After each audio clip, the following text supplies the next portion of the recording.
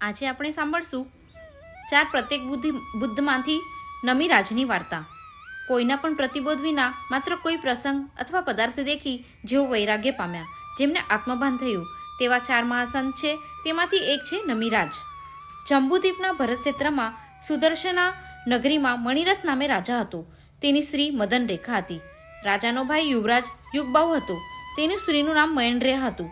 મહેન્દ્રયાના રૂપમાં મણિરથ અંધ બન્યો. તેને પોતાની કરવા તેણે અનેક યુક્તિઓ કરી, પણ નિષ્ફળતા મળી. મહેન્દ્રયા સગર્ભા હતી. તે વખતે મણિરથ રાજાએ નાના ભાઈ યુવરાજ યુગબાહુને માર્યો. સતી મહેન્દ્રયાએ શિયાળ રક્ષણ માટે અર્થે અહીંથી નાઠી અને જંગલમાં જઈને રહી. ત્યાં તેને બાળકનો જન્મ થયો. એકવાર બાળકને તેના પિતાના નામની વીંટી પહેરાવી લુગડાની જોડીમાં ઝાડની ડાળે રાખી પોતે તળાવમાં સ્નાન કરવા ગઈ. પાછળથી મિથિલા નગરીનો રાજા પદ્મરથ વન ક્રીડા અર્થે નીકળેલો. તેણે ઝાડની ડાળીને જોડીમાં રાખેલા બાળકનું રુદન સાંભળી તે બાળકને તે લઈ ગયો અને પોતાના મુખ્ય રાણીને સોંપ્યો. પોતે પુત્ર જન્મ મહોત્સવ કર્યો. તે પુત્રના આવ્યા પછીથી ઘણા રાજાઓએ આવીને પદ્મરથનું સ્વામિત્વ સ્વીકાર્યું. તેથી પુત્રનું મૂળ નિષ્પન્ન નામ નમીકુમાર પાડ્યું. તળાવમાં નહાવા ગયેલી સતી મહેન્દ્રયાને જળ કીડા કરતા હાથીએ અધર ઉછાળી. તેવામાં વિદ્યાધરે આવી તેને ઝીલી લીધી. તે વિદ્યાધર તેના પિતા જે મુનિ થયા હતા તેમના દર્શનાર્થે મહેન્દ્રયા સહિત ગયો. મુનિએ ધર્મદેશના આપી. દેશના સાંભળી સતી મહેન્દ્રયાની ઈચ્છાથી વિદ્યાધરે તેને મિથિલા નગરીમાં લાવી સુવ્રતા આર્યાજી પાસે મૂકી અને તેણે તે સાધ્વીજી પાસે દીક્ષા લીધી. હવે નમીકુમાર યુવાન થયા. તેમના પિતાએ તેમને રાજ્ય કારભાર સોંપી પોતે દીક્ષા લઈ આત્મકલ્યાણ કર્યું. નમીરાજના મોટા ભાઈ ચંદ્રયશ સુદર્શના નગરીમાં રાજ્ય કરવા લાગ્યા. એક વખત નમીરાજનો શ્વેત હસ્તીશાળામાંથી નાસી ગયો અને ચંદ્રયશના રાજ્યમાં આવ્યો. ચંદ્રયશે તેને પકડી પોતાની હસ્તીશાળામાં બાંધી દીધો. બંને ભાઈઓ સગા ભાઈઓ છે તેઓ જાણતા નહોતા. નમીરાજે હાથીની ભાળ મેળવી ચંદ્રયશ પાસે પોતાની હાથી મોકલાવી આપવાનો સંદેશ પાઠવ્યો. યુદ્ધ જાહેર થયું અને બંને બાજુના લશ્કરો ચડી આવ્યા. દારૂણ યુદ્ધ જામ્યું. નમીરાજના હલ્લાથી ચંદ્રયશ નાઠો અને પોતાના શહેરમાં આવી ભરાઈ રહી અંદરથી યુદ્ધ કરવા લાગ્યો. નમીરાજે શહેર ફરતે ઘેરો ઘાલ્યો અને યુદ્ધ ચાલુ રાખ્યું. સાધ્વી શ્રી મહેન્દ્રયાને બંને ભાઈઓના યુદ્ધની જાણ થઈ.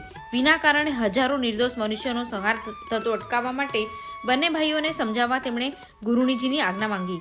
ગુરુજીએ આજ્ઞા આપી અને સાધ્વી મહેન્દ્રયા નમીરાજ પાસે આવ્યા. નમીરાજ સાધ્વીજી પોતાની માતા છે તેમ જાણતા નહોતા, પણ સાધ્વીજી પોતા પાસે આવ્યા છે એમ જાણી તેમનું નમીરાજે ખૂબ સન્માન કર્યું. સાધ્વીજીએ સંસારની અસ્થિરતા, યુદ્ધના પરિણામો અને પરિણામે દુર્ગતિના દુઃખો સમજાવ્યા. પોતે કોણ છે અને નમીરાજ કોની સાથે લડાઈ કરી રહ્યો છે તે પણ સમજાવ્યું. નમીરાજ સમજ્યા. યુદ્ધથી મન આળસ્યું, પણ હુંપણાનું થોડુંક ઝેર હતું. તેથી પોતે પહેલાં ક્ષમા માંગવા જવાને કબૂલ ન થયા. સાધ્વી મહેન્દ્રયા તેમના મનોભાવને જાણી ગયા એટલે તરત જ પોતે ચંદ્રયશની પાસે ગયા અને તેને સર્વ વાત કહી. ચંદ્રયશે પૂછ્યું, મારો નાનો ભાઈ ક્યાં છે? જવાબમાં સાધ્વીજીએ નમીરાજની ઓળખાણ આપી. એ ખબર સાંભળતા જ પોતાના ભાઈને મળવા માટે હથિયારો મૂકીને ચંદ્રયશ દોડ્યો. નમીરાજને ખબર મળતા તે પણ સામે આવ્યા. બંને ભાઈઓ ભેટ્યા અને પ્રેમમાં સુવહાવ્યા. એ રીતે યુદ્ધ અટક્યું. ચંદ્રયશે નમીરાજને રાજ્ય ભાડાવી પોતે ચારિત્ર લઈ આત્મકલ્યાણ કર્યું. નમીરાજ 1000 સ્ત્રીઓ પરણ્યા અને બંને રાજ્યનું ન્યાયથી પાલન કરવા લાગ્યા. એક વખત નમીરાજના શરીરમાં દાહજ્વરની દારૂણ વ્યાધિ ઉત્પન્ન થઈ. શરીર દાહથી બળવા લાગ્યું. દાહને શાંત કરવા ચંદનનું વિલેપન વૈદ્ય બતાવ્યું. એકી સાથે 1000 રાણીઓ ચંદન ઘસવા લાગી. ચંદન ઘસવાનું કામ થવા લાગ્યું, પણ સાથે 2000 હાથમાં રહેલા કંકોણોનો અવાજ એટલો બધો ઘોર બન્યો કે પરિણામે રાજાને અશાંતિ વધી. મંત્રીને બોલાવી આ ઘોંઘાટ બંધ કરવાની તેમણે સૂચના કરી. મંત્રીએ ખબર રાણીઓને આપી. રાણીઓએ સૌભાગ્ય ચિહ્નરૂપ એક ચૂડી કંકણ હાથમાં રાખી બાકીના ઉતારી નાખ્યા અને ચંદન ઘસવાનું ચાલુ રાખ્યું. એટલે અવાજ બંધ થયો. રાજાએ ફરી મંત્રીને પૂછ્યું, કેમ ચંદન ઘસાતું બંધ થયું કે શું? મને દાહ ખૂબ થાય છે અને ચંદન ઘસવાનું કેમ બંધ કરાવ્યું? જવાબમાં મંત્રીએ કહ્યું, મહારાજ, ચંદન ઘસવાનું ચાલુ છે, પણ અવાજ બંધ થવાનું કારણ તો સર્વ રાણીઓએ સૌભાગ્ય ચિહ્નની એક ચૂડી રાખી બાકી સર્વ ઉતારી નાખી છે. એક હોય ત્યાં ઘોંઘાટ ન જ થાય ને. આ સાંભળી પૂર્વ સુકૃત યોગે રાજાને એકત્વ ભાવના જાગી અને સમજાયું કે જ્યાં બે છે ત્યાં જ બંધન છે, ત્યાં જ ઘોંઘાટ છે, ત્યાં જ અશાંતિ હોય છે. તો આ વ્યાધિ મટે કે તરત જ એકત્વ સ્વીકારવું.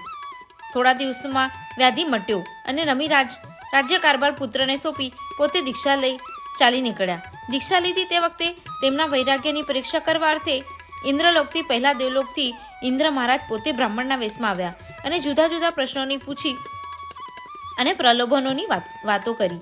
એ રીતે તેમના વૈરાગ્યની સ્થિરતાની ઇન્દ્રએ પૂરી કસોટી કરી.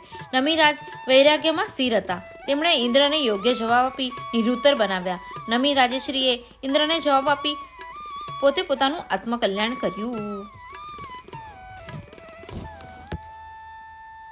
આવી હજી વીર કથાઓ સાંભળવી હોય તો અમારા ચેનલમાં ચેક કરો.